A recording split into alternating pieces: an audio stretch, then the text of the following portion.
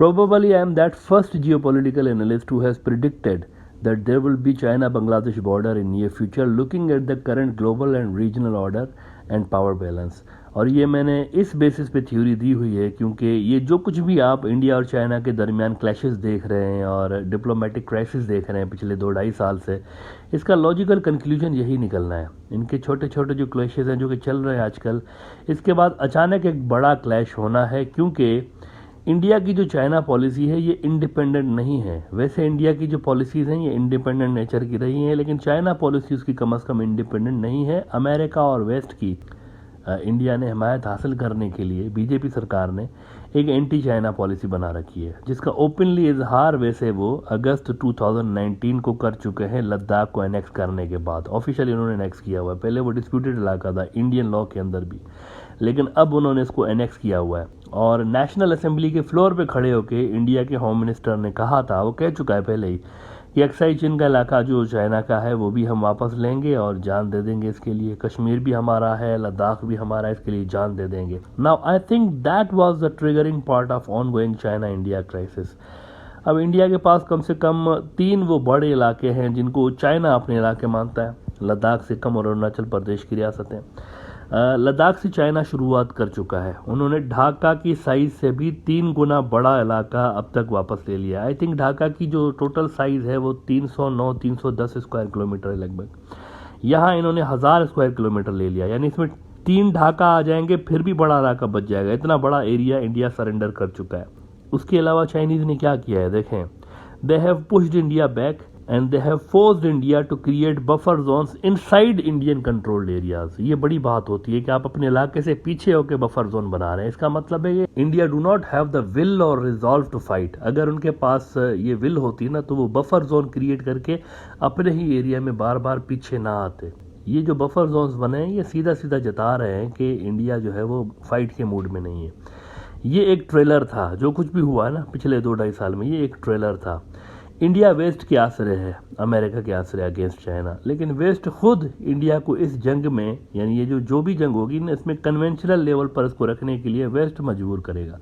Western countries ensure करेंगे कि ये न्यूक्लियर ना बन जाए, क्योंकि अगर न्यूक्लियर जंग होगी तो वेस्ट को खुद को नुकसान होगा, पूरी दुनिया को नुकसान होगा, उनको भी होगा। तो वो इंडिया को मजबूर करेंगे कि इसको कन्वेंशनल लेवल पर रखें, न्यूक्लियर लेवल पर मत जाएं। प्लस न्यूक्लियर जो डिटरेंट है इंडिया को वो अवेलेबल होगा नहीं चाइना के खिलाफ। इसके कई रीजंस हैं, वो मैं पहले भी बात कर चुका हूँ। वो जो डिफरेंट किस्म के थिएटर्स हैं जिन पे चाइना काम कर रहा है, डोमेन जंग के अलग है। जिन डोमेन्स में चाइना जंग करेगा इंडिया के साथ, इंडिया उन डोमेन्स में एग्जिस्ट नहीं करता, उनकी कैपेसिटीज एग्जिस्ट नहीं करती हैं, प्राइमरी लेवल की हैं उनके पास, साइबर स्पेस और इलेक्ट्रॉनिक्स वारफेयर सारा कुछ। That I have already spoken. तो ये जो न्यूक्लियर थ्रेशहोल्ड है ना, इसके नीचे रहते हुए सारी कार्रवाइयाँ होंगी इंडिया और चाइना के बीच मोस्ट प्रोबेबली। अब होता क्या ये तो ऊपर वाला जानता है, हम तो एक एनालिसिस ही कर सकते हैं ग्राउंड रियलिटीज़ को देखते हुए। क्योंकि न्यूक्लियर अगर जंग होती है ना, देखें न्यूक्लियर जंग तो रशिया भी नहीं कर रहा है इस वक्त यूक्रेन के साथ। उनको क्या मसला होगा, 4-6 न्यूक्लियर मारे बात ख़त्म कर सकते हैं 1 हफ्ते के अंदर, नहीं कर रहे हैं ना। इट मीन्स उनको चाइना भी रोक रहा है, मतलब वहाँ पर भी उनको रोक रहा है कोई ना कोई। यहाँ भी ऐसा ही होगा, दोनों फोर्सेस इनको रोकेंगे, वेस्ट वाले भी, अमेरिकन भी इंडिया को रोकेंगे कि आप न्यूक्लियर की साइड पे मत जाएं। नाउ ये जो सिक्किम और अरुणाचल प्रदेश वाले थिएटर है ना, ये बांग्लादेश के लिए इम्पोर्टेंट है। इंडिया और चाइना के बीच ये जो 2 थिएटर हैं, सिक्किम और अरुणाचल प्रदेश, इन 2 इलाकों पे चाइना का क्लेम है। और 1975 में इंडिया ने किंगडम ऑफ सिक्किम को एनेक्स किया हुआ था। इस पर मैं पहले भी बात कर चुका हूँ, स्पेशल एपिसोड इस पर बनाया था कि ये 1975 से पहले it was kingdom like Bhutan and Nepal. Later on India annexed it illegally. लेकिन चाइना के नज़दीक ये जो इलाका है ना सिक्किम का, ये हिस्टोरिकली तिब्बत का ही इलाका था। बाद में ये किंगडम बना है और ये सब कुछ हुआ है उनसे, जब ये छीना गया तो ये किंगडम भी बना है, सब कुछ हुआ है। लेकिन वो कहते हैं कि हिस्टोरिकली असल में ये तिब्बत का ही इलाका है, साउथ तिब्बत वो इसको कहते हैं।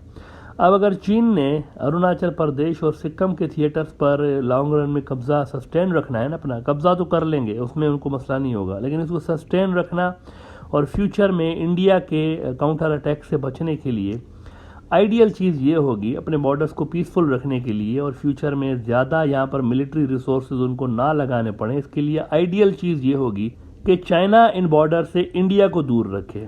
एक तो चाइना इस पे काम करने की कोशिश करेगा, प्लस इतने बड़े लैंड लॉक्ड इलाके को, तिब्बत कोई छोटा इलाका नहीं है और बड़ी मुश्किल टेरेन है, इसको अगर इकोनॉमिकली ग्रो करवाना है ना, तो यहाँ पर बांग्लादेश के जो पोर्ट हैं, जो कि सबसे नज़दीक पोर्ट हैं इस इलाके के, वो चाइना को चाहिए होंगे। चाइना के जो अपने पोर्ट्स हैं वो काफ़ी दूर हैं इस इलाके से, तो बांग्लादेश के पोर्ट्स नज़दीक तरीन है, तो वो चाहेंगे कि इनका बॉर्डर लगे बांग्लादेश के साथ। That they will definitely try.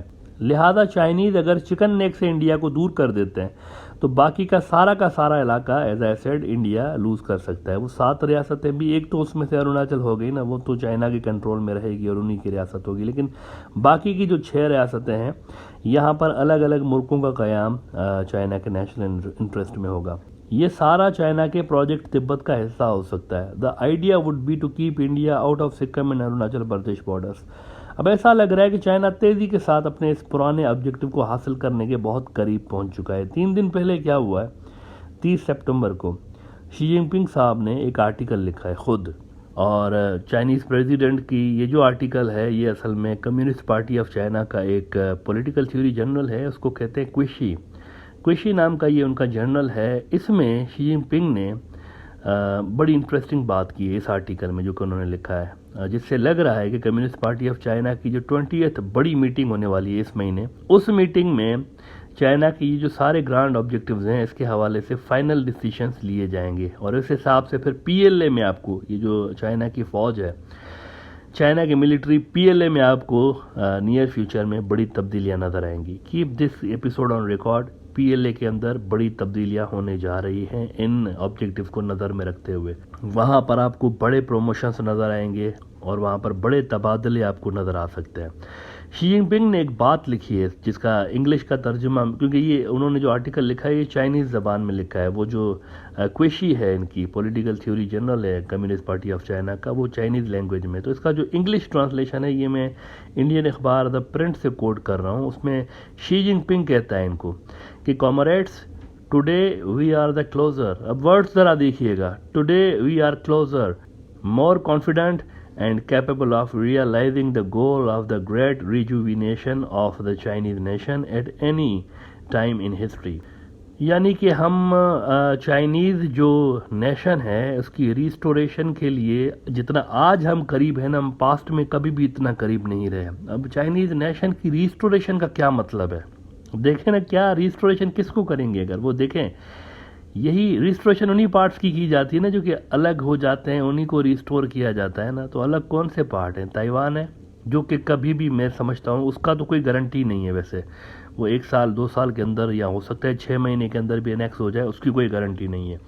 लेकिन इसके अलावा ये भी तो है, ये भी तो चाइना की नेशन है, लद्दाख से कम अरुणाचल प्रदेश, तो इसकी रिस्टोरेशन की उसने बात की है कि हम इतना करीब कभी नहीं रहे अपनी कौम को रिस्टोर करने के लिए, और ये सारे जो इलाके हैं। अब चाइनीज़ मीडिया जो है ना, मैं आपको एक बड़ी मज़े की बात बताता हूँ, तिब्बत का नाम यूज़ नहीं कर रहा, तिब्बत कह के रिपोर्ट नहीं करने लगा। अब उन्होंने एक पुराना पैटर्न चेंज किया है।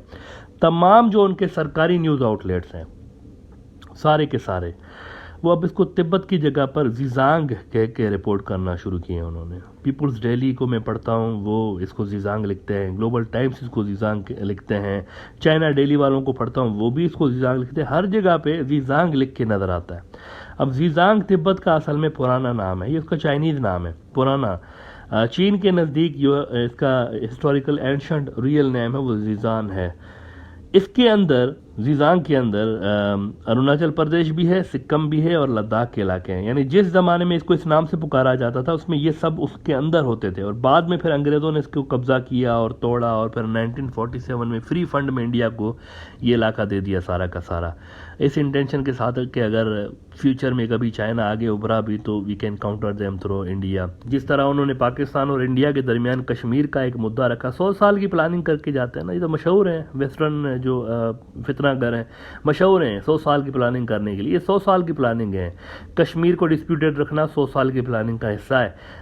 यरूशलेम का जो फैसला है और इजराइल का क़याम 100 साल की प्लानिंग का हिस्सा है। तिब्बत और अरुणाचल प्रदेश और सिक्किम इस तरह से बीच में उसको लटका के रखना, चाइना को वापस ना करना 100 साल की प्लानिंग का हिस्सा है। बहरहाल जी, तो चाइना की अभी जो नेशनल डे हुआ था उसमें भी इन्होंने इन इंडियन कंट्रोल्ड इलाकों को मेंशन किया है चाइनीज मीडिया ने।